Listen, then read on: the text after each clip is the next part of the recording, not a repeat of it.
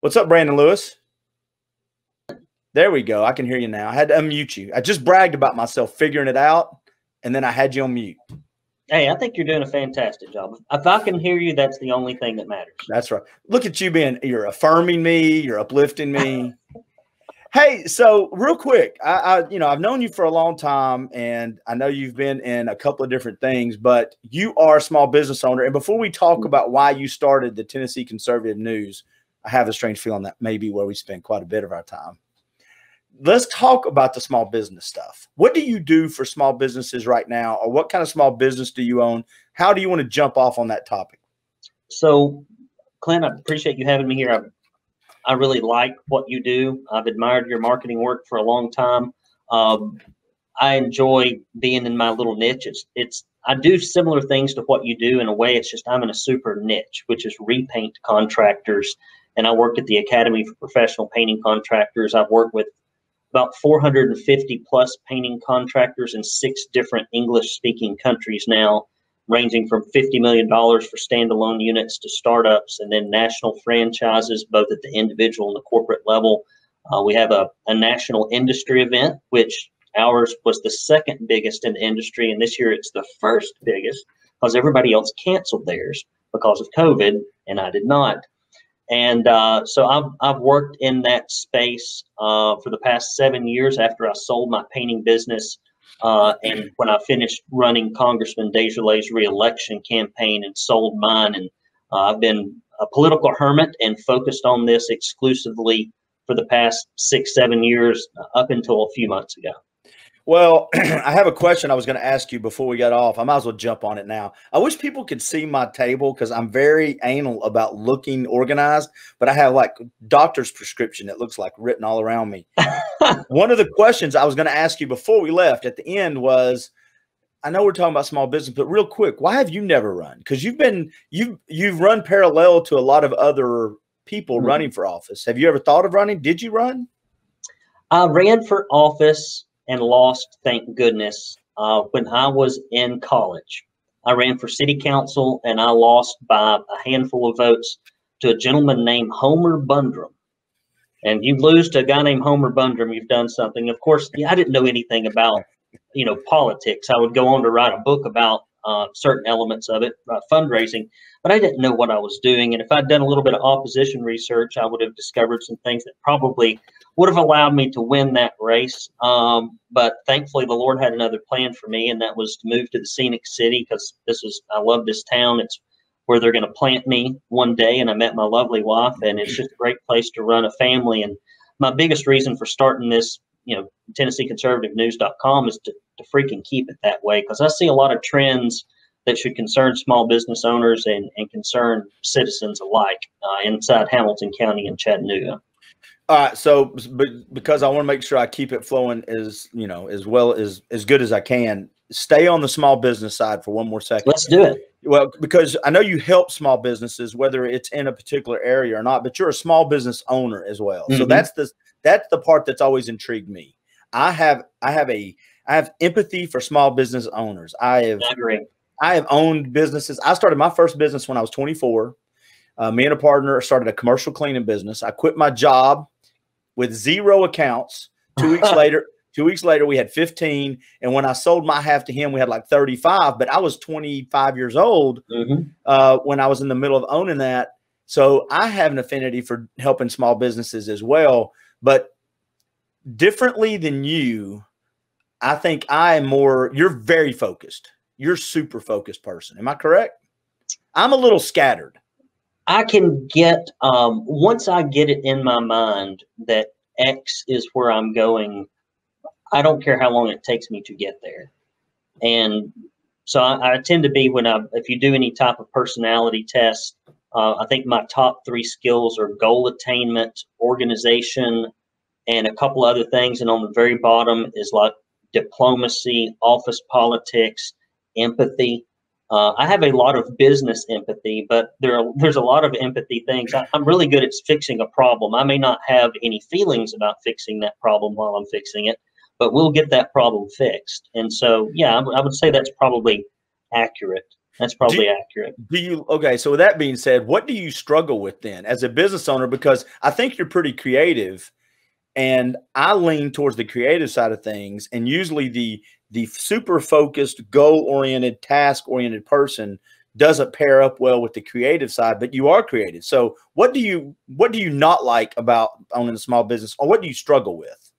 I would say I often struggle with hiring and managing people. And right now I've got just a grand total of 3 employees, even though I work with hundreds of small businesses. I've set up a business that's one to many for the most part, outside of my platinum clients, where it doesn't matter if I have one person in the painters purchasing group, if I have one person in our digital services group, or if I've got one person in our gold group, it's the same amount of work. So I'm very much they say that people either manage processes or they manage people. And I'm a lot better process manager than I am a people manager. I could bring my employees in here. John's on the other side of this wall here. They'd be like, well, that's damn right. This guy is terrible. I've got managing me. My first word that I had written down was processes, because I know that you are a process guy. I don't know if you know him. I think he's a mutual acquaintance. He's a friend of mine, Eric Buchanan. He's an attorney. He is a process guy. I mean, he has built his business on continually looking at, evaluating, pulling apart, putting processes back together, because I think, and I wish I had more of what you're good at in me, because I have some successes in business and failures, but inside that process that I'm ignoring as a small business owner is cash. Yeah, cash. And that's, if you could think about it, for the most part, what I do now is I bring franchise grade systems to independent painting contractors. So if someone brings me a problem, well, number one, there's some problems in business. You have your sales system, customer retention, customer reactivation, B2B referral sources, going after commercial repaints, job costing, bonus programs, all the little bitty pieces that make a business run. They're just a bunch of systems knit together. I have created, I don't know, 30 or 40 business processes, kitted them up with videos, templates, instructions, and checklists. It's like, basically, if you do this stuff, you will get a positive outcome. And I'm not very good at coaching to the person as much as I'm a process person. We're going to identify projects and next action items. And if you do these things, I promise you'll get a good result. You may not like me as we go through the process, but eventually you'll love me because the results will be there. Yeah, I am a big believer on systems is only as good as the user. So here's what I mean. When I was doing, I had connect marketing for about 8 years. And so I had companies from time to time that would hire me to come in and do some sales consulting, or they said, listen, I just need somebody to sit in a room and brainstorm with me. And I said, sure. They would pay me to come sit. And I found that people would build these big systems, and I'm not going to mention any names. There's a local company. I'm still good friends with them, but we had a really hard conversation because they were building this big dynamic system, this process, but none of his people, it had so many bells and whistles that his people were checking out. They were like, I don't need 9 notifications. I don't need 17 tabs. I need 3 tabs that do these 5 things. And I told them that. They didn't like my response. So I was only in the room for, 2 or 3 days. But what happened is they found out the hard way. So do you run into that a lot? A lot of times people overcomplicate the process. Oh, yeah. Yeah. The overcomplicating the process, overthinking the process is rampant in small business. The way I look at it is this: something beats nothing every time it's tried. Something beats nothing every time it's tried. And when I will look at small businesses, I will see that these fundamental business systems are missing. And then we'll go to plug in something that I've created from scratch. And invariably, my dumb painters make 3 times as much as my smart painters, because my smart painters are trying to figure out 15 different ways it won't work. They're trying to put their own little spin on it. Meanwhile, the dumb painter's already cashed the check. He's working on his next job. He's moving on to the next system. So often what people need is to shave off about 20 IQ points and to just get it done. So 80% perfect, 100% finished. And if you get a chance to circle back, we can be efficient. by all means, but let's first be effective, and getting to effectiveness is the first stop. I did a video, a little solo podcast a while back, and I've said it more than once. I think the hardest people to help sometimes are those that are successful. And that's also why I've said that to me, the most dangerous thing when you become successful is success, because we start coaching. You almost have to have such a humble, you have to have a humble spirit. Your ego has to be in check. If I hire Brandon Lewis to come in and say, yeah, you got to do it like this. This is my suggestions. Yeah.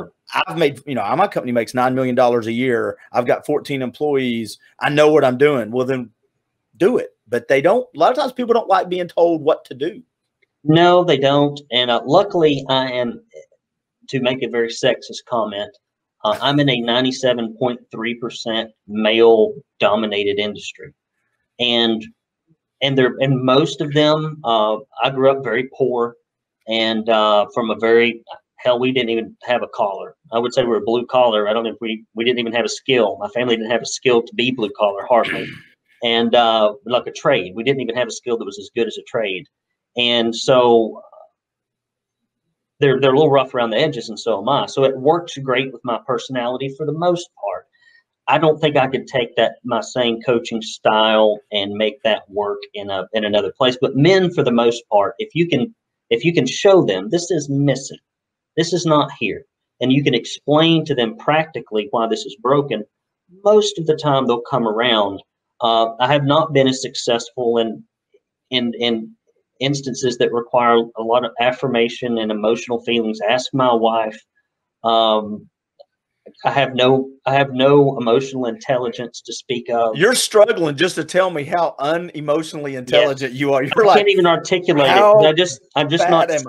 I'm not set up like that. But my wife is, and so when I run into situations, I'm like, let me use when you become one flesh, and your brain changes. And then when I've got an issue that requires some sensitivity, I bring it to my wife, and my wife explains to me how I should think about that situation and consider it. And then it helps me inform my decisions.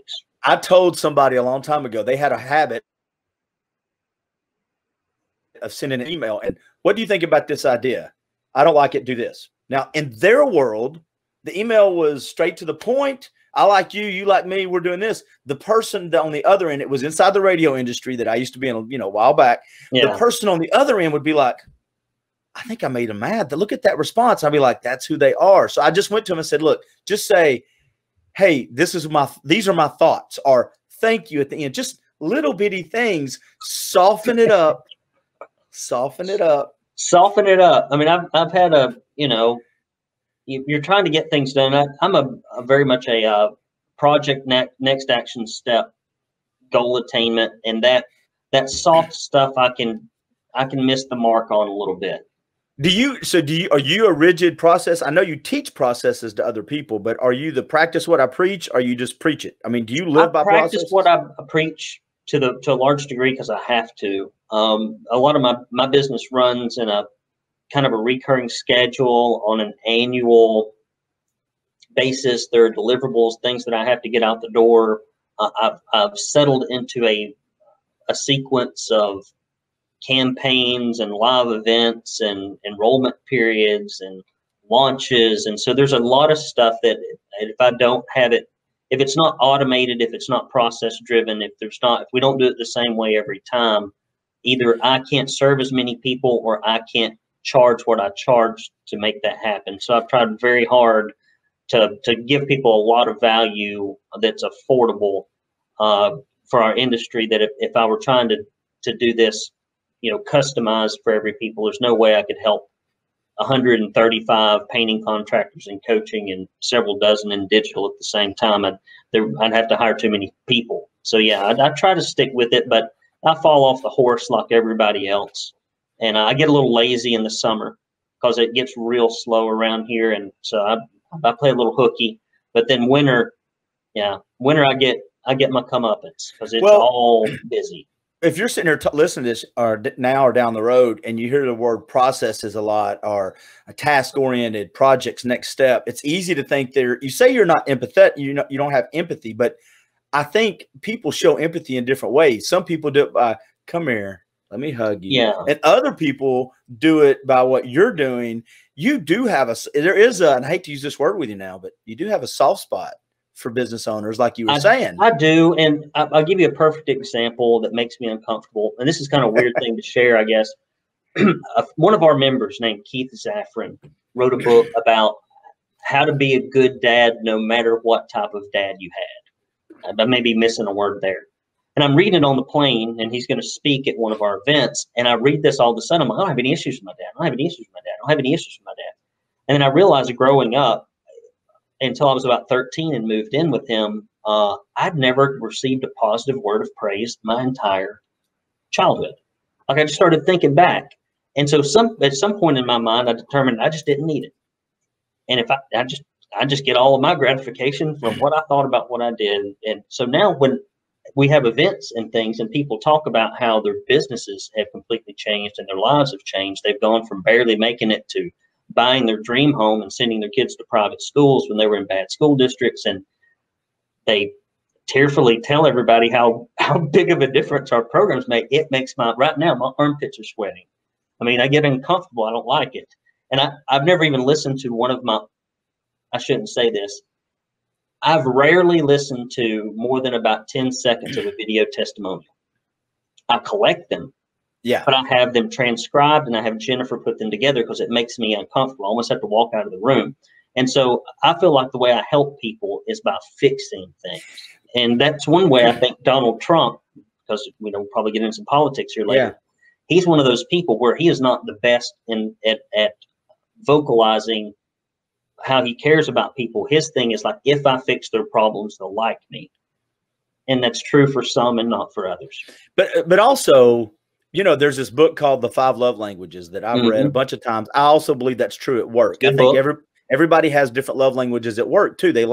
I've said this 100 times. If you're a sales manager, most of the time your salespeople will be motivated by money, but it's not the money, it's what the money either represents or can get them. But very few people are strictly motivated by money alone.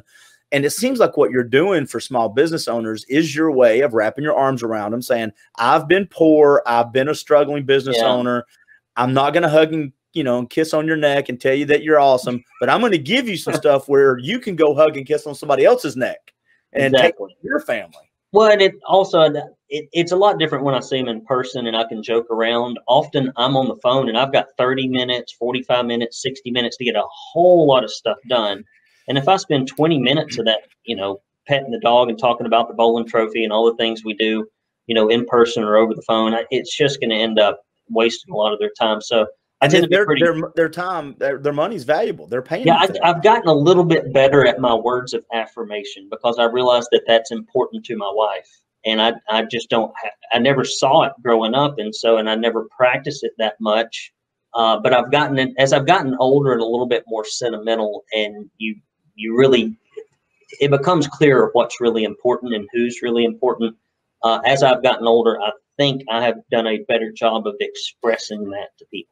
Well, and when people get off, this one thing I've learned, because you and I have different delivery styles. I think it's important when people get off the phone to realize they've gotten some good feedback. They've got something that they can put in action and go make some changes on, but they also want to feel good. And feeling good doesn't mean you got to tell them they're great, but they just got to feel it was a good use of their time and feel positive because they are spending money with you. And exactly. And eventually you want them to spend money with you again. Exactly. So, I try to do that. And I guess when I wrap calls up, when we get there, I always tell something like this: listen, you've got nothing but a world of opportunity in front of you. And I say, there have been people that have recovered from drug addictions who are technologically illiterate and then in their late 60s or 70s that turned their painting business around the last 3 years before retirement. You can't do anything about the past, but you've got every skill that you need to succeed. And I know you can do it. I give them encouragement. But I'm not it's something I could brush up. You just gave life encouragement there, man. You just take painting out of it, and that's what you just told everybody. You just you're a life coach. Well, and that's a reason I hate all this victimhood culture crap that floats around, whether it's in business or in politics, because if someone sat down in front of you and they had a bunch of problems, you would never in a million years say, you know what, buddy, you just can't make it. You know what, it's somebody else's fault. You know what, if somebody in Washington does something, you might have a chance. You know what, everywhere you go, somebody's trying to put you down. Hell, even if it was true and it's not, you wouldn't do that to somebody unless you were trying to plant the seeds of failure in their mind. Not only unless that's part of your process. Yeah. Yeah. Yeah, it just doesn't work. I mean, people have to know that if they do A, B, C, and D, they've got a hell of a good chance at success. And I believe everyone does. So before we jump off on this topic, you alluded to it. You grew up poor. Where did you grow up at? What part of the country? I grew up, I went to Arab High School. That's spelled Arab, pronounced Arab, in Alabama, and a place at the foot of the mountain in Gunnersville called Dog Holler. And it's because people would drop their damn dogs off. And it's a bunch of ramshackle trailers. Dad couldn't read or write. He had clubfoot, had facial deformities. He was the last of about 13 kids. And one old sink in the kitchen. We had one sink in the kitchen. It belched out red well water for like 5 minutes, and it got clear. And you brush your teeth, shave everything in the kitchen, and it was just unpainted wafer board ceilings. The place had burnt down, and Dad got a hold of it and kind of put some paneling over the burnt stuff, and that's about as far as we got, and it stayed like that. And he passed on when I was 19, and so I mean that's just. And then before then, I lived in a little single wide trailer on the side of the state road. My mom worked most of the time, and I was more or less raised by my grandparents next door. And so I mean that's, we were just the white trash growing up. So how did that translate? Did you know kind of in your teenage years, this cycle, I'm going to break out of this, I'm going to own my own business, or did that come later on in life? I got lucky with a couple of things. Mainly men and women who would not tolerate my behavior and my self-doubt. They just wouldn't have any of it. Whether it was whipping my little butt in school every other day, I got paddled every other day.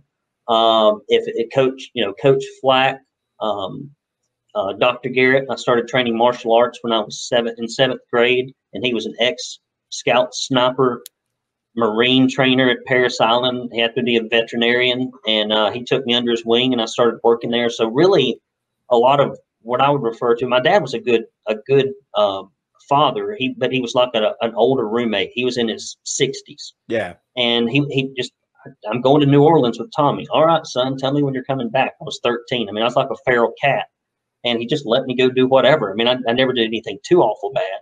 And then I went to school. I fell in with some good people, some good kids, and they were all going to college, and I didn't ever think about college. And then all of a sudden, I started applying for scholarships, and I took the ACT 7 or 8 times and went from like a 26 to a 32. You can learn how to take that test. Wow. And, by the way, a 26 is not bad. Yeah. But I mean, just kept going, and finally I got that 32, and that's what paid for a faculty scholarship at Jacksonville State. And I had a couple friends going, and away I went. What kind of martial arts did you take? I did Hapkido and Akiyamaru Jiu-Jitsu. One of the big things that came down the pike was when UFC first came out, and the Gracies were whipping everybody. Oh yeah. But that was before you could strike. Is that right? No, you could strike. There was something missing. There's something different about it. Was there any leg kicks? Yeah, you could do. I think you could do most of it, but it just didn't seem as I don't know if you can wear your gi now, or even if people would want to. They were wearing their gi back when the Gracies were in it, though. Yes, they would. You just wear whatever you wanted to in there, which they used to choke people out, which is why they wore it. Yeah. But it was neat. And but that was back, I can remember when I did grappling when it first came out, there were 2 weight divisions. There was 165 and down and 165 and up. And that was it. And I weighed like 125 pounds. I weigh like 137 now. Wow. And so the only way I could win a match was I was in really good shape, and it would take me 45 minutes, and I would get in there and I would just ride the clock out until they got sweaty and they made a mistake. And I could do a rear choke, a guillotine, or an arm bar. And that was it. Because I was too little to do anything else. And that's the only way I could win. Do you still train? I go to the sports barn. I do high intensity interval training. I go to another place in Ringgold, Our House. Yeah, I'm good with it. Our House Studios with Christy. Yeah. Yes, Christy, very nice lady. I like that facility. I love the sports barn. Don and what my wife trains with Carolyn down there. Mm-hmm. I love the gym, man. And I'm gonna shut up after I say this.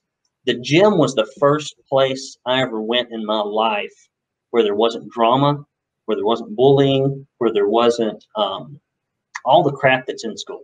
Yeah. And it was just peaceful, and I got to exercise, and everybody was nice. And so ever since then, I have been a gym rat, not like the big bulky kind or whatever, but at any rate, yeah. I've gone to the gym my entire life. I love it. It's one of my favorite pastimes. I've been a gym rat myself. I ran a gym for a couple of years, and the thing I love about the gym is what you just said. It's your space, even when you're there with other people. And if you want to compete with other people, you can. Yeah. But a lot of times it's just, I did this last time, what can I do this time type of mentality that I think is very beneficial to people. My son is 20. He's almost 22, but he a year and a half ago, he went and played rugby because I played when I was younger. Mm-hmm. And then he got into the gym. He's lost like 60 pounds. He's loving it. And he was always awesome. In the gym. I mean, he was a good athlete, but he wanted to look different and feel different. And so the gym can free your mind as well as your body.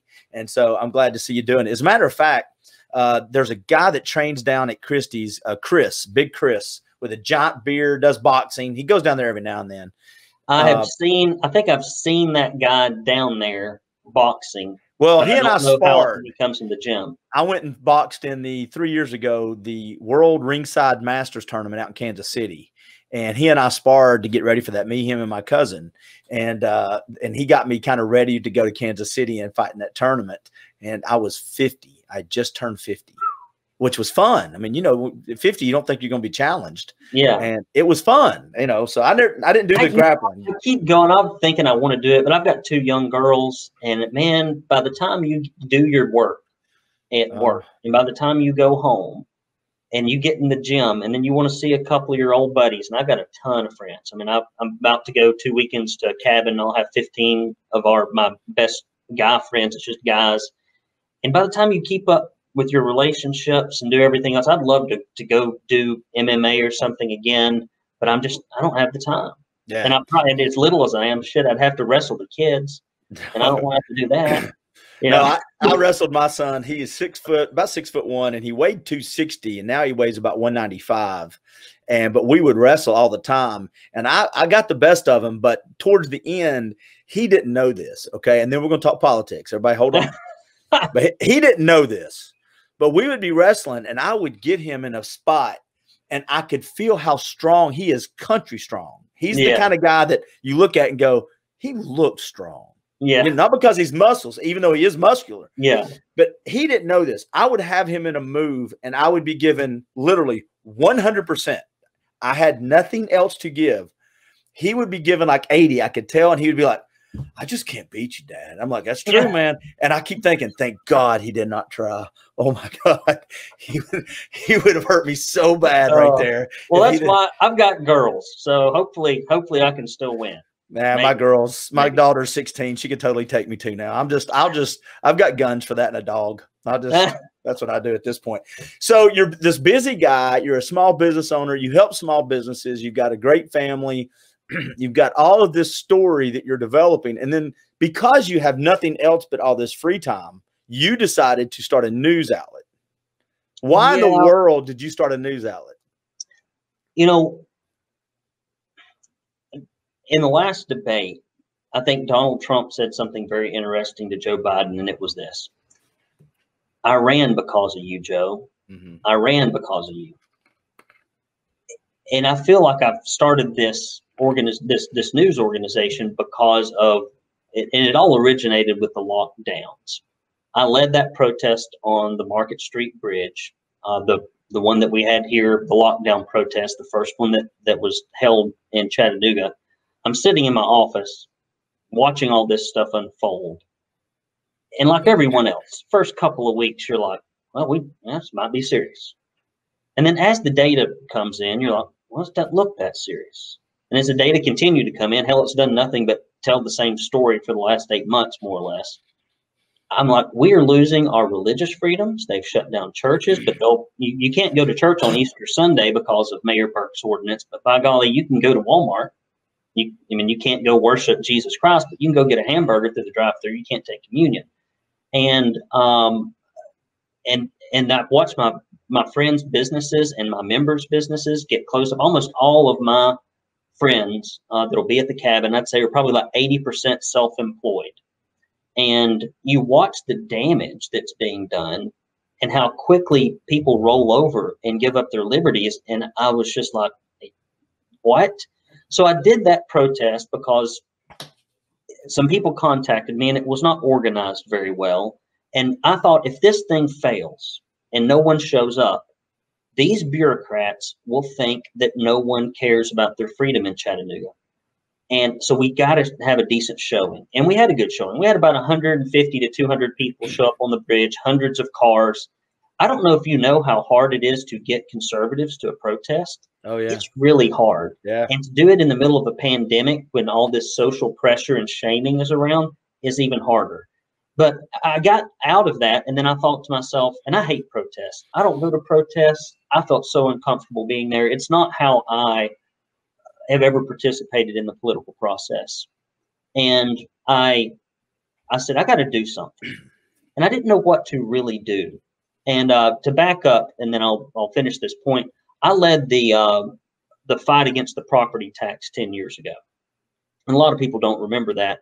And we got it down from like 30-something million to $10 million. And what it taught me is that if you don't proactively follow stories, and if you don't start covering them and talking to people about them in their infancy, by the time they get halfway developed, you might as well call them done. Yeah. And that's what happens in this town. Things get started that are not good for our community. They rock along, and then they become just part of it, and then we have to live with it forever. And so the real reason I started the paper, I think, was this. You got a bunch of people on the bridge, right? All we want is our jobs and our churches and our freedoms back. That's it. We're not asking for anything special. We just want what's ours according to the Constitution. And the coverage we got was so negative in the local media. And then a few weeks later, and one of the best examples is one of the reporters at the Times Free Press wrote about how reporters were so noble and they wear masks, and all of us, jacklegs are out there, mouth breathers on the bridge. And he didn't wear a mask at the protest. He didn't report that. It's because they're hypocrites. And then the Black Lives Matter stuff kicks off.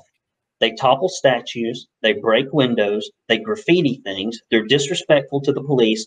Glowing coverage.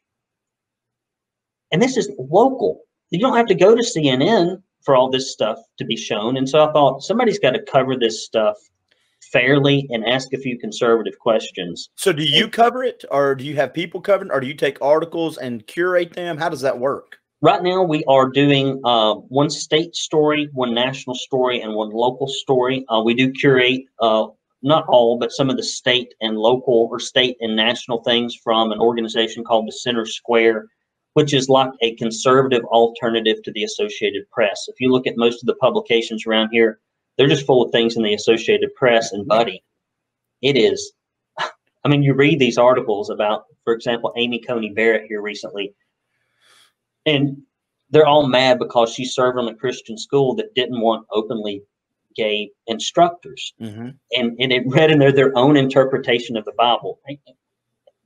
I'm very tolerant of however anybody wants to read their life, but if you follow it and you read it, like, there ain't a lot of ways to interpret it. It's not like it's in between the lines. It's pretty plain. And if you're going to practice your faith according to the text, I mean, but they try to paint her as if something awful is going on. But at any rate, the Center Square, and then we're covering a lot of local stuff on our own, because that's really the things that get overlooked. For example, we're about to have this article come out tomorrow about panhandling and litter and trash. I saw one of your posts on that. Yeah, and I'm just like, when did Chattanooga go from being the scenic city that is aligned to being clean and beautiful and around tourism, And now they don't cut the grass, they don't pick up the trash, and they're homeless people's on. I can see 3 to 6 panhandlers on my way to my house every day. Well, I wanted to say this real quick. I want to throw some big concepts out there because I think it's important. I think, first of all, you brought up the Amy Coney Barrett in the school she worked at. If I'm not mistaken, it's a private school. It's a private school. Okay. So to me, that kind of stuff, if you want to talk about her beliefs, to me, once you become in the public sphere, I'm okay with talking about what you believe. Yeah. I think that's important. And you ought to be able to tell us why you believe it and all that. But when you're talking about what they believe at a private school, that's a private school. That's on the school. I'm not saying it has to live up to your standards.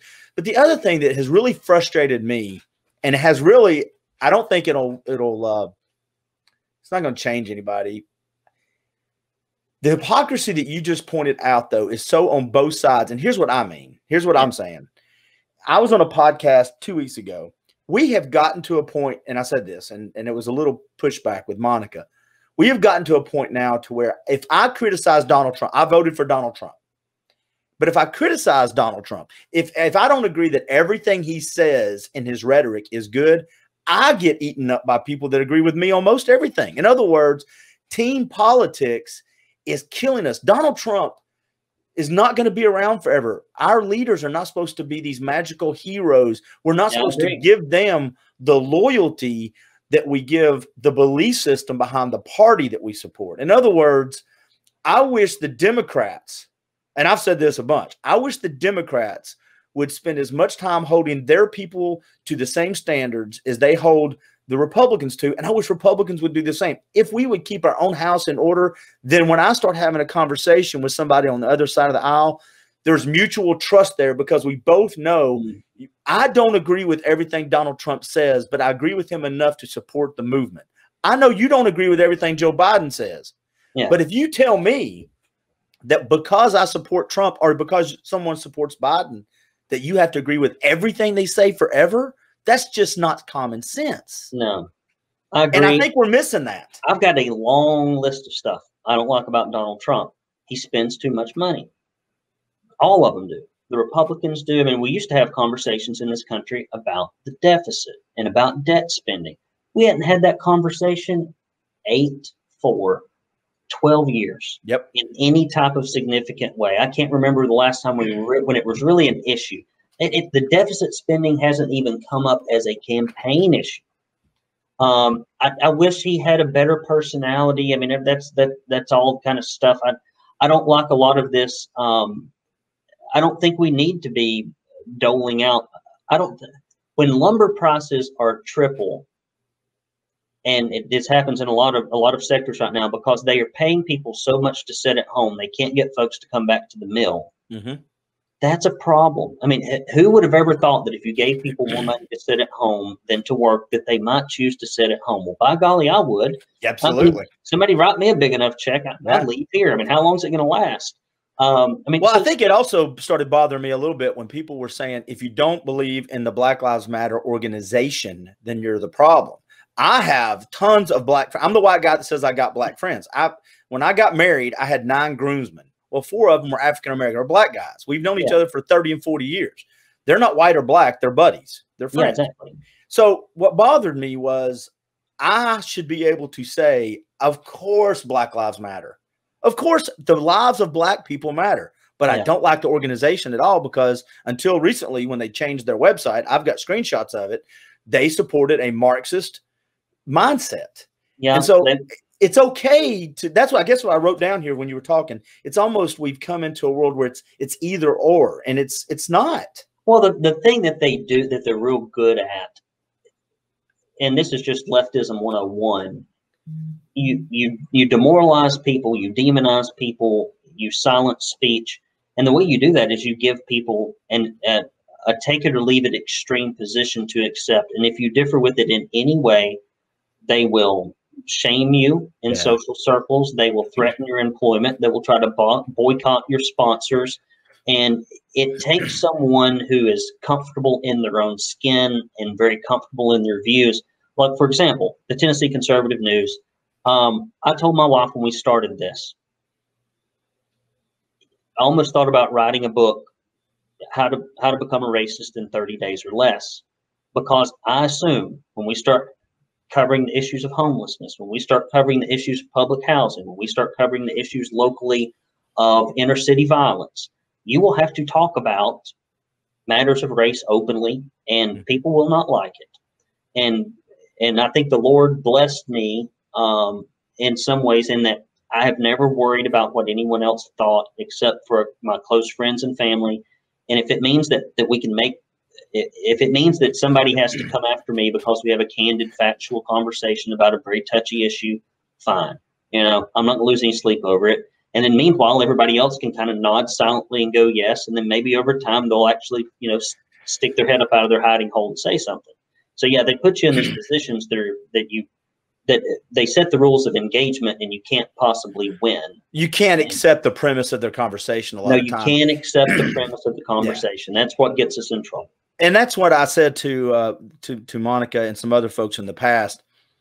I think the one thing that changes everything is relationships. And what I mean by that is, if you see people posting stuff and you think it offends you, like if you vote for this person, everybody is this. Well, if you voted for that person and I'm a friend with you, then all of a sudden you think I'm that, but I know you. I've had lunch with you. You know that that's not who I am, and I don't think that's who you are. Mm-hmm. And once you actually know somebody, I think it's hard to consider them, either if they're black that you think they're like that, or if they're white, you think they're like this. So I encourage people to have conversations that are not so public. I mean, I don't mind having this conversation or statistics, but go have the hard conversations with a friend of yours that comes from a different perspective.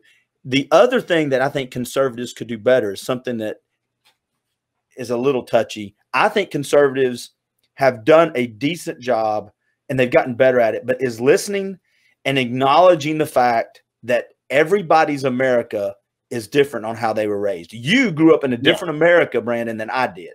Yeah. Way different. I mean, we were not separated by thousands of miles or continents, dude.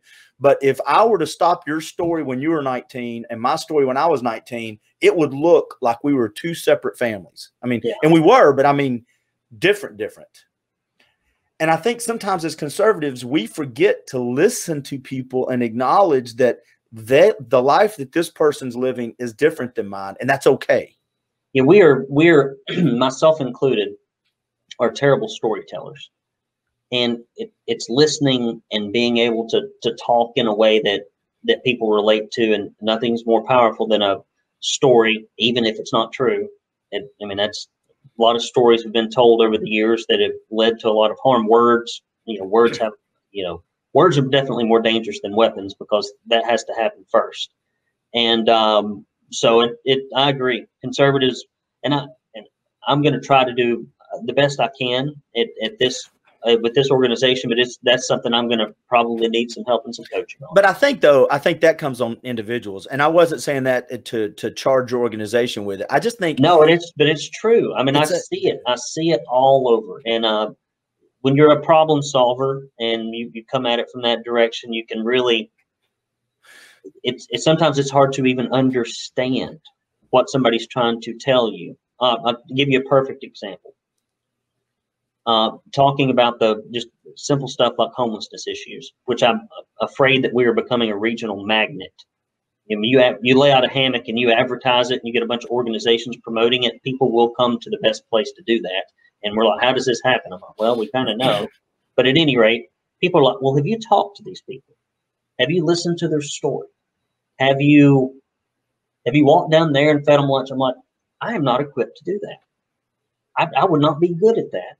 And after about 10 minutes, the conversation would probably turn into me drafting up a plan on a piece of notebook paper that they could follow to get their life together, which is probably not going to help them and ain't going to help me, and they're not going to do anything with it. But that would be the only way I would know to practically help, which probably wouldn't get anywhere.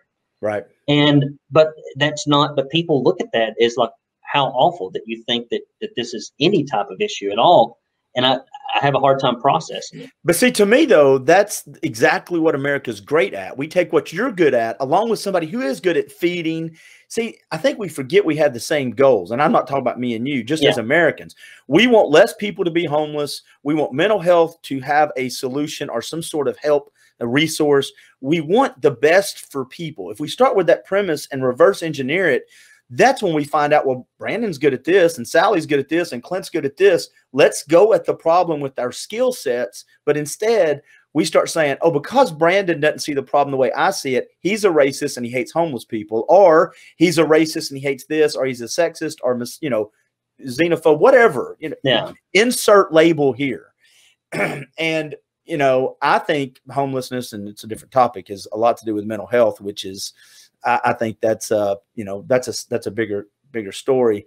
I will say just one more thing about race, because I don't get to have these deep conversations too much. I'm usually talking about other stuff. I think, though, if you're a white person sitting out there and you feel, if I say something out loud, how uncomfortable it is, because I don't want to get lumped in as a racist, even though I think sometimes we feel we can't talk about policy. That's what I disagree with people on, is policy, not – it has nothing to do with about race. I agree. And I'm right. I was just going to say, I also think if you're white, you need to understand there are black people out there that are watching the riots, and they're watching people say that's all everybody believes. If you're black, you believe and support that. That's not true. Just like all white people don't support this, all black people don't support that. Everybody is different, but the good people get silenced. Black and white, we get quiet. What we do, and a lot of this is just, if your ideas are bad, the easiest thing you can do is make everybody quiet and make everybody feel uncomfortable. And while there's some of that going on the right, it's predominantly the silencing, the censoring, the shaming. It primarily comes from the left. I mean, there's some certain issues that people do it on the right, and you can't have a conversation about anything anymore unless you accept the premise. You got to go into it accepting the premise. And if you don't accept the premise, then they can't even have a conversation. And the problem is, for the African-American community, in my opinion, the premise is wrong. The premise is completely wrong as to what, I don't think there's anything systemically racist keeping people back. You got issues like, I grew up without a father in the home until I was 13. That crap's no fun, especially if you're in a low income environment. And when you grow up and you never see a father-mother relationship that's healthy. I did not see a healthy father-mother relationship that wasn't a divorced couple that hated each other's guts until I was 22 or 3. And it changed. I was like, what are these two people doing in this house? They're drinking a glass of wine. They're talking to each other. They're like, they enjoy each other's company. What, I've never seen that my entire life. And those sorts of things, those are really important things. There's about 4 or 5 others that I think are essential. School choice is another one. And those are things that are practical that you could actually do that would help people. But this whole, notion of, pump the room full of it's somebody else's fault and negativism, I don't see how that helps anybody improve their life. Well, I think the real danger of telling everybody to shut up if they don't agree with you is you limit the conversation. So how are people supposed to change their minds and grow, right? Yeah. If I'm afraid to say what's on my mind, how am I supposed to talk to Brandon and him say something that I go, well, I never thought of it that way. Yeah. If I can't say what's really in my heart, how are we supposed to label the real problems? Because there's real racists out there, and I want to know who they are. Yeah. So I can then alienate myself and kind of go, okay, that is a very racist thing. Exactly. But when everything is racist, then nothing is racist because it gets lost in the weeds. Well, the problem is now whenever I hear the term, I just immediately, my gut instinct, every time I hear about a hate crime or every time I hear about racist issues, when I hear about it with a hate crime, the first thing I think is this is staged in a hoax, because it's like 80 some odd people have done studies. It's like 80 to 90% of it's just bull crap. And it goes on forever until it's discovered that it's bull crap. And then the press cycle immediately ends and they're on to the next hoax. When I hear people say racism all the time, I'm like, gosh, it's just tiresome. And it's so rarely true that I don't know if I would I don't know if I would ever even stop to listen to a true racist story unless it was just patently obvious, because I'm always thinking that this is just they're grinding an axe and they're using this as the front part of it. So you got a whole probably about 50 to 40% of the nation that every time they hear that, before long they're going to have to come up with another word because it doesn't mean what they use in the context they use it anymore. Well, and it does a disservice to the real racist problems out there. It does. There's people out there that are really affected by racism, and that's losing the attention and the support that it should have. And you know, I'm also not only do I want to have the conversation so I can grow and we can have that dialogue and we can point out the real problems, but also if we start shutting ideas down about one thing, then we're going to shut ideas down about another thing. And then it truly is 1984 again. Yeah, I mean, not again, but it's 1984, the book. It's where you just have to agree with whoever's in charge. And I think right now it makes me sad because it just makes me sad. I get very frustrated when we bring up topics of especially race, because race now is it's the tag for everything. And if I were to disagree on policy, and I can tell you how it's not, if you people out there want to know what I mean, is there's plenty of policies that Condoleezza Rice support, or David West or Alan West supports, or Colin Howell supports. You pick out the African-American person. They have a lot of the same views that I do. Mm-hmm. And guess what? They have some views that I'll probably disagree with them on, but it's based off the policy. And I think we miss that conversation, man. And I think we lose it. I hope the outlet you're doing, I cannot wait to read more of it, because I think it's going to be news. Is it all opinionated, or is it going to be hard news? No. I mean, we primarily, the thing we try to do, which people never do, is we try to ask the questions that the liberal press will never ask. Like what? For example, if you look at all of the local coverage about the pandemic, it's all about case counts and who's in the hospital and who's going to die and who's not wearing a mask. They don't run articles about mental health. They don't run articles about depression. They don't run articles about screenings that are missed, that develop into cancer, that people die. I've had a couple of friends have relatives pass away because they couldn't get elective surgeries that later turned into issues that manifest into other problems that cause death. And you have stuff like that that's happening. They never talk about religious freedom. I mean, I've not read an article about religious freedom and shutting down the churches, or First Amendment rights as it associated, the right to gather and things. All that stuff is just, they act like the rights are just, it's beside the point. And it's about what's the scariest thing, what will keep us safe, when most conservatives are really worried about what will keep us free.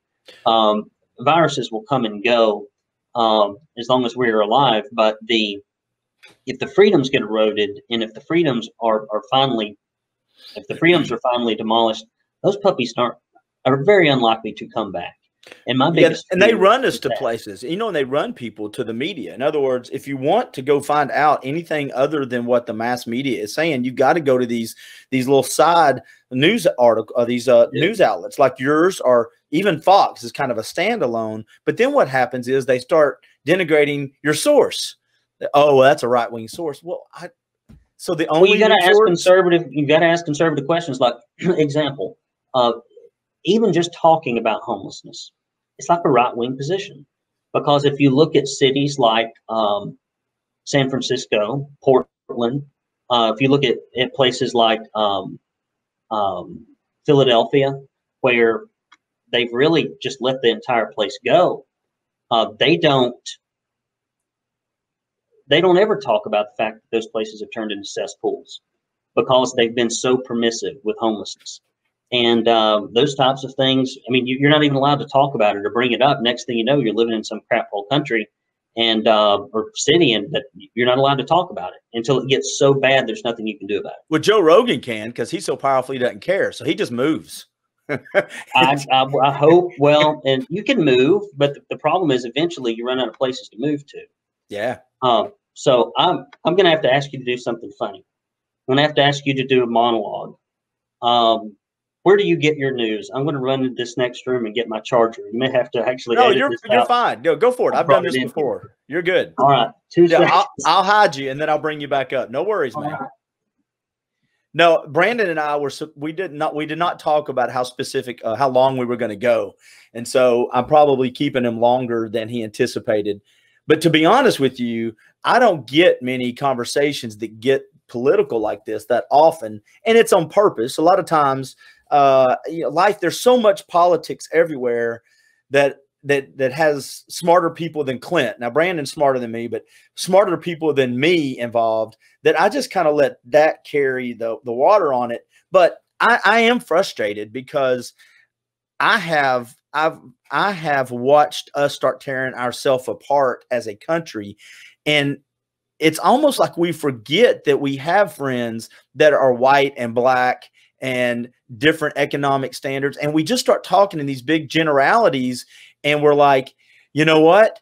And I did pretty good right there, Brandon. So I'll finish that thought up. But we talk in these big general things that if you support Biden, then this is who you all are all the time. And if you support Trump, when in reality, you and I, if you're watching this, not Brandon, but if you're watching this, you know damn well that there are people that you disagree with that are friends of yours, and they don't wish you harm. They don't wish you ill. They would come running if you were in trouble, and they wouldn't care if the person that they were having to fight against were white or black. They would be protecting their friend, and they don't care if you're white or black. And I think we've forgotten that as Americans, that when the call comes in, I don't say what color are they and who they voted for.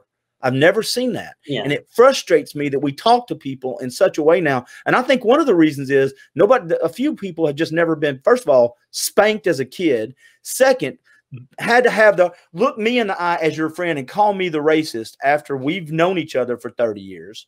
Yeah. Or you've never been smacked in the mouth. Now, with that being said, back to Brandon Lewis doing all the professional stuff. I feel like I got a little therapy there while you were getting your charger. Well, that was good. Sorry, I thought this thing would last. I think I had it unplugged. I did a screen share earlier today, and I think I just forgot to plug this puppy back up. I probably kept you longer than you thought too. So I'm enjoying it. I'm on your time. This is fun.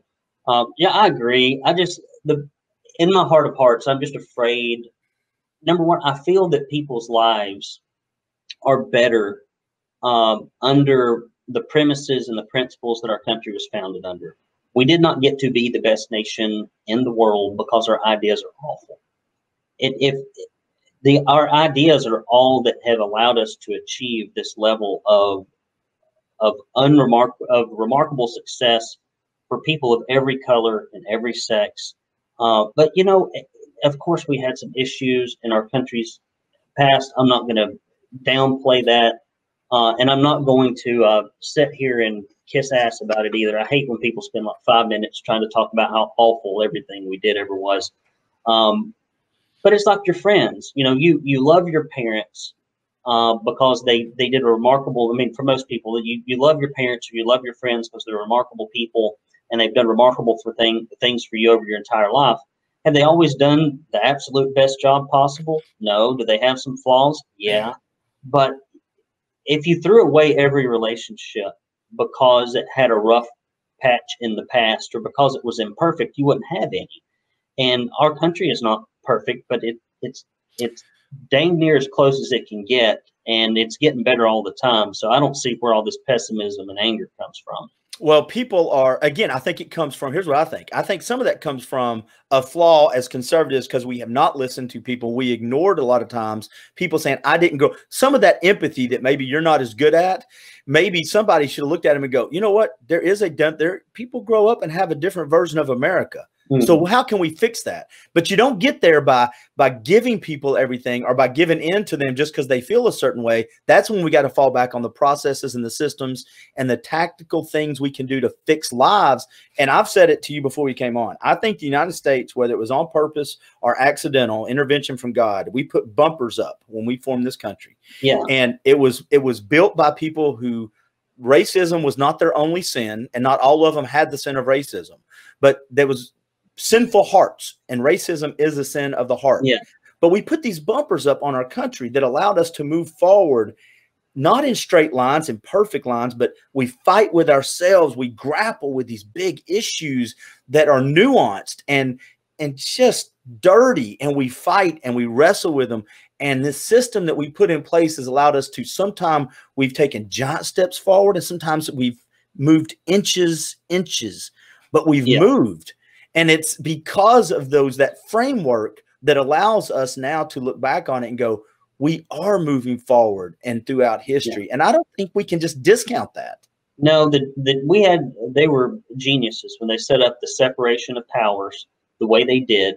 Our system is specifically designed so that if the people are taken over by a bad idea and a passion, that it's very unlikely that it will go anywhere. And some of the worst things that have ever been enacted in our country's history have been when one party gets control of all levers of government. And I mean, you saw that when the Jim Crow South came in, that was pushed by Democrats. You saw that when people, when the southern states seceded. You saw that, multiple times throughout history. I mean, I think Obamacare is another example of something that really did so much harm to so many people. And it was when all the power is in one party's hand. Now, fortunately, that only lasts for 2 years, and you hope they can't get too much through before there's a chance to get the House or the Senate back. But I love checks and balances. People always complain things aren't moving fast enough, and I'm always I don't want them to move at all. I mean, we've worked very hard over the last 60 or 70 years to ruin the country, and it's only the checks and balances that have really allowed us to run it slower. And well, so I think it's up to us, and I think it's up to us, the people, to guard the door and say ideas that get to pass through. Women to vote, yeah, we should let that through. That's a great idea. Equal rights for people, whether you're white, black, green, or yellow. Yeah, let's let that idea through. That's a good idea to let through. But I think we have this expectation of perfection, and again, I hate to use the word nuance, but there's so many moving parts to this that you're going to have bad ideas peek their head up. And it's our job to go, yes, yes, no.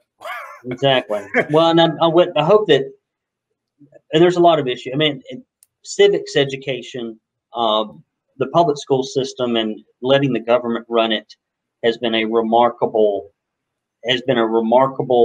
manufacturer of terrible ideas. And also secondary education. People go in there and they learn how to hate the country. They learn how to think that everything is somebody else's fault. They get introduced in, ideas like critical race theory and Marxism and all its varieties.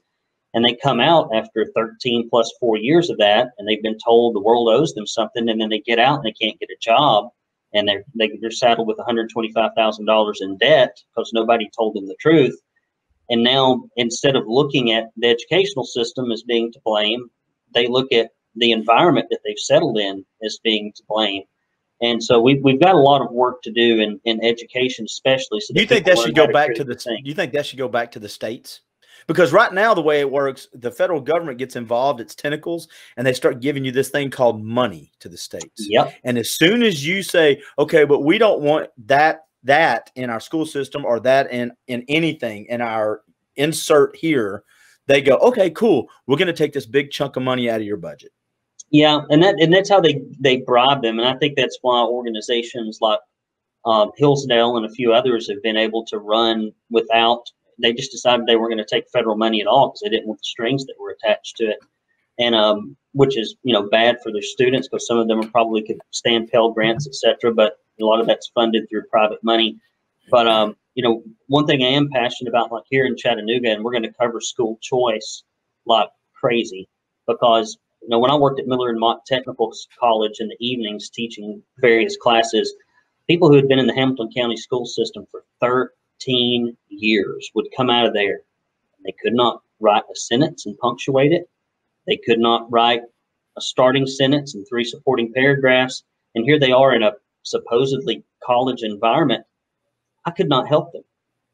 I mean, I couldn't help them, and here they are, and they're going to go into the workforce without any skills. And I'm not talking about work skills. I'm talking about reading, writing, arithmetic. not there 13 years, and we continue to pour more and more money into this broken system. If you talk to a teacher that's been teaching for 30 years, but off screen when it's not live or public, they will tell you that it's the education has changed. And I personally feel bad for teachers. And I'm not saying I feel bad for teachers in every aspect. I'm not trying to make this, a thing about all about teachers, but teachers are in a system now that they're designed to test their testing skills on the students. Their job performance now is based on how well the kids take tests, and it's not really on their accumulation of. When I went to school, man, I had a teacher named Mr. Fraley, and that guy would keep me after school to work with me. He would slow the class down to move at a different pace. He would tell me this as I got older. Some classes he would speed up, some classes he would slow down. And it was based off the grades of the kids learning what they needed to learn before they moved on. It wasn't this system that, Mr. Fraley, all your students have to fit into this circle or you're going to have a bad review. I agree. One thing I would love to see teachers do, and teachers speak up about, and I think the teachers union has done education and teachers a huge disservice. I have empathy for the teachers, but at the end of the day, teachers are servants of the public.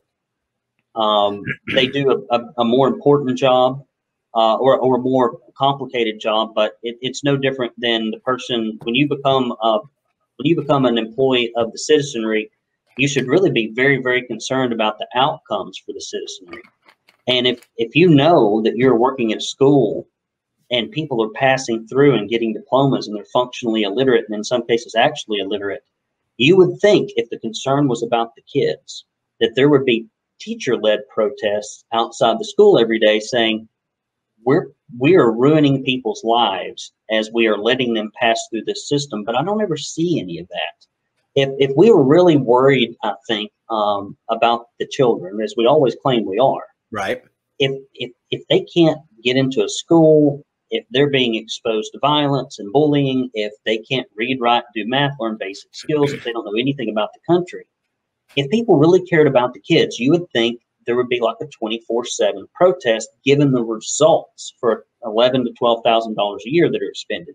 We don't see any of that, which leads me to believe instead that in many cases what we've done with the public education system is we've created a government job factory, and we've created a lot of administrative positions, and we've created a lot of teaching positions, but we've not created a lot of students that have the skills they need. And so see that, and me and you, this is another podcast, man, because this is fun. That comes from leadership. And I'm not saying by our specific leader. I mean, in general, you know this as well as I do. A leader sets the expectations.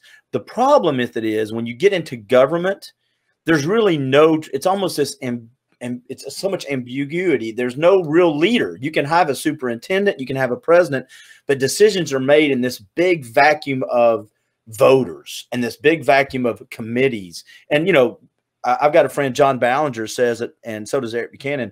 The fourth branch of government's the administrative branch that really controls everything. And so I say all that to say, until I think we the people, I always default to it's our fault.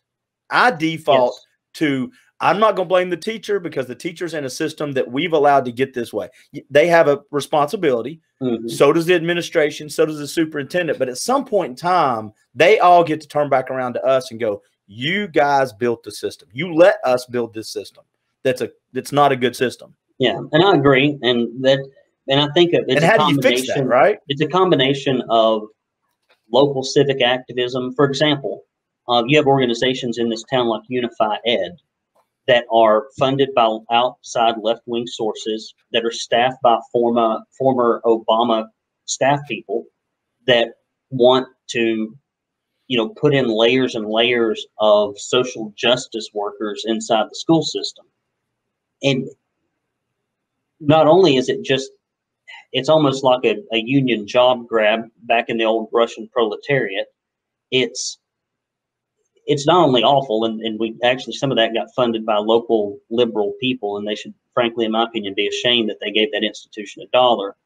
But why there aren't headlines every day about student illiteracy shocks me. Why there aren't headlines every day about children that can't do math, that can't name the first handful of presidents, that don't understand how the branches of government works, that don't know how to balance a checkbook, don't know any type of financial life skills. The fact that that's not the headline on the front of the Chattanooga Times Free Press every day until it's fixed amazes me. Meanwhile, we talk about all this petty Annie bullcrap, like when are we going to build the next failing school? Where's the next failing school going to go? This failing school is in disrepair. Well, we need to build a new failing school over here. Now, not all of them are that bad, but buddy, I live in an area where I can't even send my kids to the school district. Well, I do too. I send both my kids to private school. Yeah, but see, and this is what again, I go back to what I was ranting a little bit when you were getting your charger. We're the ones that click the headlines. We're the ones that fall for the headlines that make sure that Clint's affirmations have been sustained. I'm in this little echo chamber. So when I read something about how bad Biden is, I click on it. And when Sally or Tom reads something about how bad Trump is, they click on it.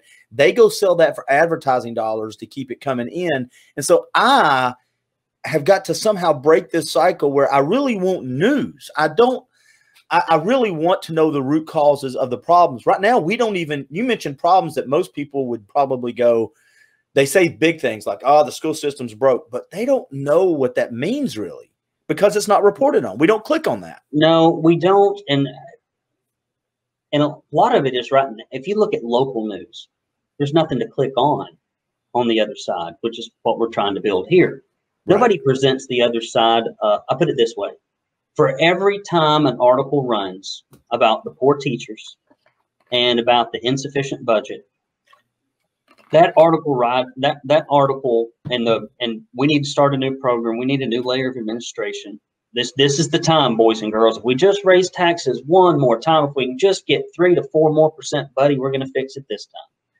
And for every time a story runs like that, maybe 19 times, you might get one story about 30% of third graders can read at grade level. You might get one of those because people don't like making the school system look bad because immediately everybody's got their grandma used to be a teacher, their sister used to be a teacher. Well, you get labeled, and nobody wants to be labeled a bad person. I'm not talking about the people involved. We're talking about what you're good at, the systems that we've built. Systems. And so people the stories don't even see the light of day for people to click on and choose to begin with. And then, I had this conversation with a school board member, and it gets even more uncomfortable, and we will not make you talk about it right now because I've already had you on way longer than I thought I would. But you wrap it up whenever you want to, but there's no such thing as an uncomfortable question to me. Well, I want to have an uncomfortable conversation at some point. Go back to the reason of why the third grader or the seventh grader is not really as proficient at school as they used to be, and why are we asking our school to raise our kids? It's because it doesn't start when they walk in the door. It starts at home. And we as a society think all things start. It all starts with Trump when he was elected. No, it all started with Obama. No, or it starts with the school, or it starts with our church. No, it starts with us. Mm-hmm. And the reason that Johnny may not be able to read, write, and care is because he's going to, and I know you came up like this. Yeah. But I work with a group called YCAP here in Chattanooga pretty closely. And they got kids that are going home with nobody there. The lights may or may not be on. Mom and dad may or may not be there. They don't know what they're going to eat tonight. They hadn't had a shower in 2 days, and you want them to sit quiet and learn about diagramming a sentence. And my problem I have with that is, unless we start acknowledging that the problem, it actually is a cultural problem that has nothing to do with white, black, green, or yellow. It has to do with how we are going to raise our society as a young families. Mm-hmm. Then I don't know if we'll ever be able to plug the holes in when they get to be 15. Does that make sense? Well, yeah, and I hear the it starts at home argument more frequently than I hear almost anything else. That's always when you talk about the inadequacy of the school system. We always end up pretty quick back to what about the parents? Right. Well, the thing is, the parents don't take massive amounts of tax dollars and make promises on delivery. And there's no way in the world to manage how someone parents their children, but there is a very direct and easy way to manage the performance of a school system, and that can be changed. It can be critically evaluated, and resources can be, through policy, can be changed. For example, school vouchers. I'm sorry, it's not that we've got this idea that the school systems, it's their money, and it's the teachers' money, and it's the teachers' union money, and it's the Board of Education's money. And if you beg nice enough, and if your situation is terrible enough, we might give you a little bit of money or some kind of small little sliver of opportunity where you can escape this failing school system and send your kids somewhere else. Nobody ever says, let's go eat at the government restaurant tonight. Nobody ever says, let's go down to the DMV. It's going to be a real fun evening. Nobody ever says, let's go down to the, government anything. Look, UPS and FedEx started for a reason. Yes, and exactly. It's a perfect example. They lose money at the post office, even though it's a monopoly, putting pieces of paper in boxes. Meanwhile, UPS and FedEx turn record profits doing the exact same thing or something very similar. They need to push school choice, because there's always this argument that the state knows more and cares more about the kids than the parents, and that the kids are dumb or the parents are dumb, and that what would they do with this money? And we're the bureaucrat, we're the expert bureaucrats, and if you take money out of the failing school, well, you hate the schools. No, we just need to give people an opportunity to try it. I'll put it this way. People say, well, we don't know if school vouchers will work. I know we will. The market always finds a way to work. It's a beautiful thing about the American market. But here's what we do know. We do know what we're doing now sucks.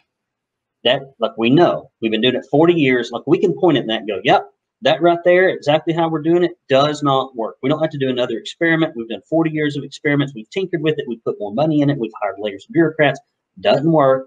Meanwhile, if you gave every person $11,000 or even $7,000, somebody would throw up a General Steel building within 100 feet of the church.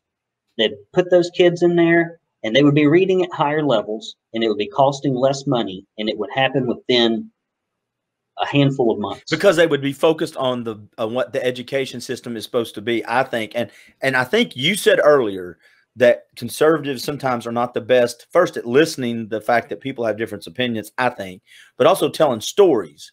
And I think the story there is, in order to break the cycle, you don't put things around people to help insulate them with the cycle. So as the kid moves through the educational system, we put enough stuff around them to just let them manage the depravity, manage the problem as they go, and then we release them into the wild and never teach them that there's another way. I think the best way to teach people or to break a cycle is through education, not when you're having to go to college, because not everybody's meant to go to college. Yeah. But when you're in first and second and third grade, really, really, really, really focus on the basic fundamental things. And that's how you break a cycle. Yeah. Well, and take them out of it. Take what's the worst that can happen. It can't be any worse than it is now. And people are like, oh, what would happen? I'm like, well, look what's already. We know this is going to happen, and it's terrible. So, and I'll give you a perfect example. We spend $6,000 a year to send our oldest, who is 8, to a private little Christian school. There's one principal. They're in 3 buildings. They have one lady that does some sort of administrative work there. $6,000 a year. It is a fantastic, phenomenal experience. There's not layers of bureaucracy. The kids can be disciplined if they need to. And people have to be, you have to go through a process to say, okay, this is how we're going to teach your kids. This is what we're going to teach them. Are you okay with that? And if you're not okay with that, you can go somewhere else. Yep. And so people just need options like that. They used to teach, 10 kids of various ages in a community in a log schoolhouse with a slate and a piece of chalk. And they were only there for maybe 3 or 4 hours a day. And now we've got layers and layers of bureaucracy, people broken up by specific subjects. Well, the schools now are daycare centers a lot of times because they get dropped off at 6:30 or 7:30 and they're not picked up till 6 or. And I'm not blaming anybody. I'm just saying the reality of it is school is not what school used to be, and some of that's okay, and some of it's not. But again, you got to be able to have these hard conversations. When you start doing your interviews more or your videos, are you going to have people on that may come from things from a different perspective than you, so you can dialogue around it? Are you going to bring people on and you be more of a journalist asking questions, and it's they're presenting you're asking the journalistic questions? I think a lot of our, we're going to be following specific stories, but we're also going to be trying to, in many ways, bring on guests that can educate people, because a lot of folks just don't know. I mean, if you go to the mainstream media for your news, you would think the 1619 project was a good thing. You'd think, oh, this just makes sense. It's good. But when it's explained to you, you're like, holy crap, what a steaming pile of horse crap this is. And if you look at critical race theory and people talk in these crazy circles about different oppression groups, intersectionality, and then when you actually learn about it for 15 or 20 minutes, you're like, this is completely unworkable for humans to have any dignity and for there to be any ideas that can ever be shared. This is an unworkable framework. I will challenge the people that go to your site to approach what you just said, though, with an open mind, because it will be real easy in the world we live in to go, oh, that's racist. That's in this box. You've got to approach it with, we're talking about the facts and the principles and the policies. And I'm worried that you're going to start getting, and I know you don't care. Yeah. And the thing is, I've learned this, if nothing else, from the left. You have to unapologetically present your position, because it seems to me that the one thing I do admire about the left is they have a little agenda, and they don't care if it's good for people or not. They get it through. Now that part I disagree with, but if conservatives were as proactive and as courageous about presenting policy and frameworks that actually improve people's lives as the left are at presenting things that don't, we would be a lot further off in this country, because some things just don't work. And you have to be careful not to give them a lot of quarter, which people do.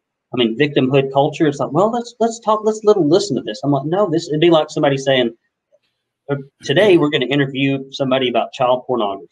Because there's kind of there's a little bit of some people are kind of like, well, maybe this is okay. What if it's consensual? And I could never do that. I mean, there's some things that are just like, you can't let the other viewpoint. Some ideas are bad. Some ideas are bad, and some ideas are just, some things are not.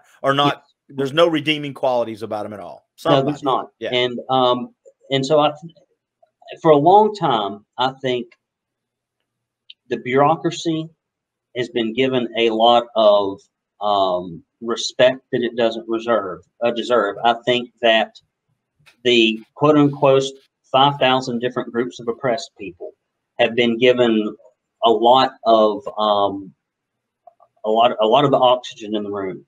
But I tell you who has not been represented very well over the last 10 or 20 years, and that's just working taxpayers and property owners and small business owners. Those are the last people nobody ever cares about what they think. Nobody ever gives them a voice. It's always about some oppressed group. It's always about some kind of large organization full of some kind of whatever. But what about the people that are funding all this, that are quietly going about their lives, watching everything they like about the country go to crap?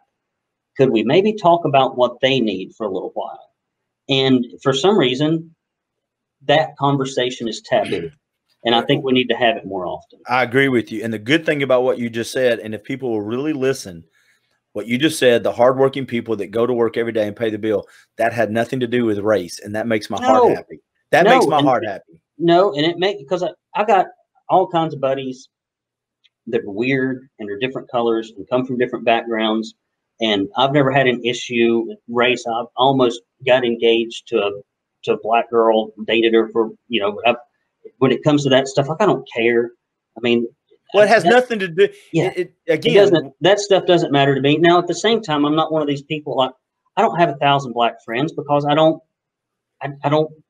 work in a little office here. I've got the same 13 friends I've had forever. I see 2 people when I come here. I go home, I go to church, I go to the gym. Like, I just don't have a lot of people are like, I've got 1,000. I don't have a very diverse lifestyle. I live in Brainerd. I see, But you know what it is, though? Y'all walk life. Yeah. But people will assign intention to you real fast. And to people, we do that. Yeah. And this culture we live now is I assign me the purity of heart because I know my intention. I judge you based off other criteria. So I will give myself all kinds of, leeway and slack and forgiveness. But you, sir, you just don't really measure up. Mm-hmm. And so we just assign intent without really knowing the intent. Again, it goes back to, are you disagreeing with me on policy and procedures? Or are you disagreeing with me on race? I personally want to be able to have that discussion so I can know who the real racists are and who the people that have some solutions to problems are, has no idea what they look like. So. I would, and to wrap up, I guess one big thing that I think that we will be talking about a lot of the Tennessee Conservative News, and it really is my framework for almost everything that I think about, and that is this. If it would not work in my home, if it would not work in our extended family, if it would not work in a small neighborhood, and if I would not give the advice or recommendation to a friend, I can't ever support it as a policy. And so in so many people's dealings in life, you would never give someone an excuse if they were on hard times to lay on your couch forever. You would never teach someone who had gone through a rough experience that they had no part in it, that their future was dark and everything was based upon something somebody else did. If you wouldn't send, if a framework for a school or a government system or a way of getting things done wouldn't work in business, it's a good chance it won't work in government either. And so every time I look at a problem or I look at a situation, I look through it through the lens of, what if the government didn't even exist? Would this work anywhere else? And so often we look at it and go, no, that's unworkable. No, we'd never do that program. No, we'd never treat different people in our neighborhood. We'd never tax them differently. We would never treat them impartially. We would never make them or make it compulsory for them to do something. And so we do it in government for some reason, and it sounds reasonable and normal, when so often I don't think it is. And we excuse things, tolerate things, and advocate things in the realm of detached government we'd never do in our real life. And I think that's the wellspring of a lot of problems that we have locally and nationally. Well, it seems to me, too, that a lot of your focus is on something that I know I've got friends that believe that most politics, and I don't know why now locally it matters, but it does more as far as Democrat and Republicans, but most politics is local. They affect my life on a daily basis. National is very important. I'm not saying it's not important because it's all trickle down one way or the other. National politics is like soap operas for men and women because they're evil people, there are heroes on each side, there's unique stories, it's covered, it's dramatized. The same stuff could be done if there was enough coverage for local things, but we don't. The drama's not built up around it. It's not very sophisticated, and we know them. People tune, and we know them, and so it's like people tune out. But hopefully, we can bring some attention to some of these things. Because, like for example, you go look at the Chattanooga City Council meeting, and the County Commission meeting, and the school board meeting, and you go to their YouTube channel. Do you know how many people watch those things on average? No. Take a guess. Well, now that you've asked it, I'm pretty good at when questions are rhetorical, but I'll say 100. 23 to like 30 out of a county of 400,000. And so covering that sort of stuff, so we know what's going on, and bringing a distillation of that to people so they know what their leaders are doing, and keeping up with the delegation in Tennessee. Those are things that really matter. And for example, I started working on this stuff about panhandling and trash, and it's just awful in Brainerd right now. I've never seen it like this. I've been there for 13 years, and posted something in the little neighborhood app. Oh, I saw it. And I saw your Facebook post now. and the Facebook app too, and Facebook app, the Facebook. And so I put that in there, and to her credit, Carol Burst sends me an email. She copies somebody in the mayor's office and the city attorney. Like, what can we do about this? I'm like, well, they've been solving these types of problems since ancient Rome. I'm happy to dialogue with you about it, but you don't need to let them stand on the street. And we need to mow the grass and pick up the trash. And if we don't have enough money to mow the grass and pick up the trash, then we need to fire some people shuffling papers somewhere so we can hire some people that mow grass and pick up trash.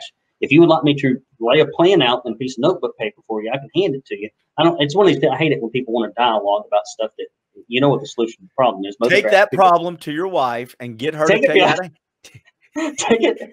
She'll tell you how to handle that. Yes. And so I put it this way. If I can't put a keg of beer by the interstate and pass out free beers, and if that's illegal, and if I would get arrested, and if a cop would come pick me up, they should probably do the same for panhandling. I mean, the thing is, like, there's certain things you can't do on the city street. And I bet if I set up a hot dog cart and tried to make money without a business license or run a hot dog cart right there at the intersection, they'd shut me down immediately. But they won't run panhandlers off, and it's just completely confusing. So it doesn't help them, and it doesn't help homeless condition. It doesn't help we might need to start doing a weekly podcast, dude, because the problem with that is when they get out, they're going to leave your community and come to mine. What? Your community? They run about. I'm just saying they shouldn't let people panhandle at all on the city streets. Now put it this way: if they won't let me run a hot dog stand or sell something there, right? Then maybe I'd be okay. But they won't. They won't let you. They'll let you do certain things. They won't let you do other things. But the thing is, like, what happens over time? And people are like, oh, this just sounds like homeless heartlessness. You let this stuff go on for a while. You let the streets get dirty. You let the grass be unmowed. You let people like make an uncomfortable environment. People look around and they're like, I don't want to move here. And then people look around and go, I don't want to live here. Yeah. And then basically you end up with Brainerd Road's got its problems as it is. I've lived there for 13 years. I love it, but we got our issues. And before long, Brainerd Road turns into Rossville Boulevard, and then it turns into Dodds Avenue, and then it turns into God knows what. We got enough places to fix in Chattanooga now that need help. We don't need to create more places that need help. And a lot of that is quality of life issues. People don't like to hear about it, talk about it. It's a heartless bunch of bullcrap, but everybody knows it. And then they act like to bring it up as something controversial. I mean, I guess if you can't think it's controversial, but if you can, you're like, that's a problem. You know what? I'm going to end up watching your videos. Just so you know now, you're going to be in the middle of doing one of your videos, and in the back of your brain, it's going to tickle your little brain back here, and you're going to go. Very small brain. Well, it's tiny. We're all tiny brain people. Tiny Republican conservative brain. Very clinging to your guns and your Bible, dude. But back here in the back of your head, you're going to think Clint Powell is talking to the camera right now. I'll be watching your videos, talking to you and whoever you're having the conversation with. I'll be scraping the bottom of the barrel for entertainment. That's all I got to say. Well, no, because these kind of topics, though, I think are what I'm looking forward to on the website, because I'm ready to hear not only from a conservative perspective. This is I guess what I'll wrap it up with this.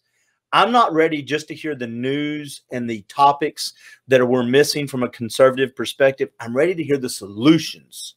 Yeah, that's what I'm ready. We will be talking about solutions, because that's my favorite part. I mean, we talk about at left, but I mean, there's things that we can practically do to practically fix problems. You talk about common sense.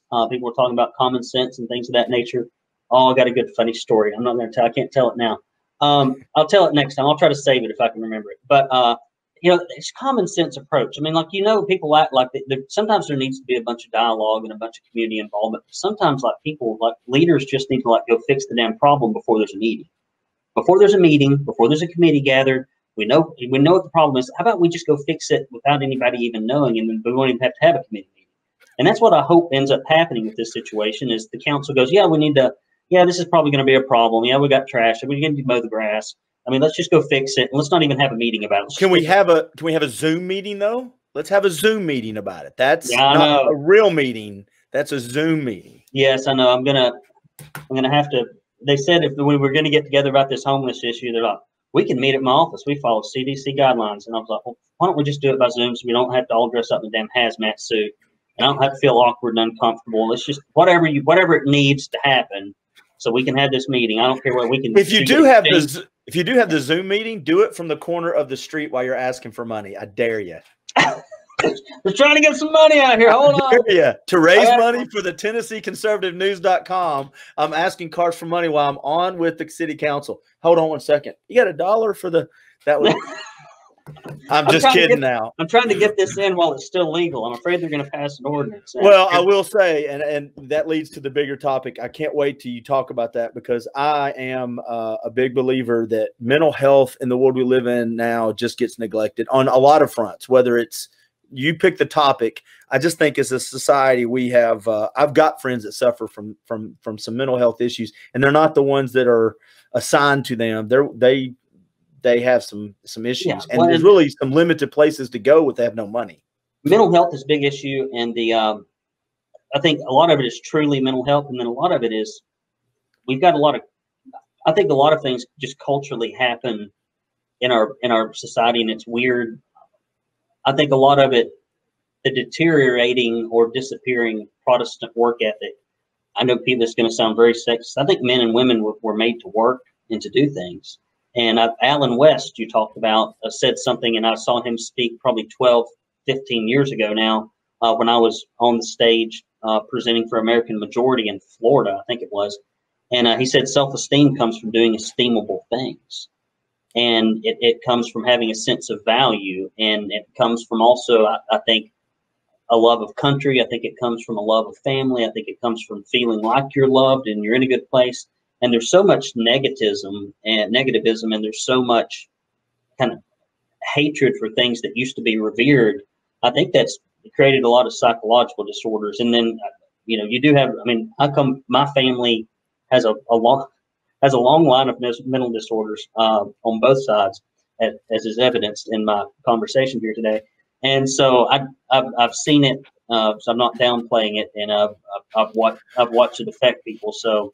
And I probably got a little bit of it myself. But you know what happens? When we talked about it, the real problems gets lost in the politically correct problem.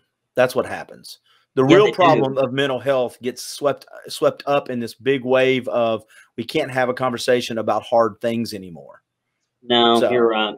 But I'm looking forward to it. My wife is going to wonder where the hell I am. Nope, I'm done. I said, I'm good, man. It's an hour and a half. I apologize. All right, well, dude, I love it. It's been fun. It's been fantastic. I've enjoyed this. I've enjoyed this conversation a lot. I just wish I'd had a beer while we were doing it.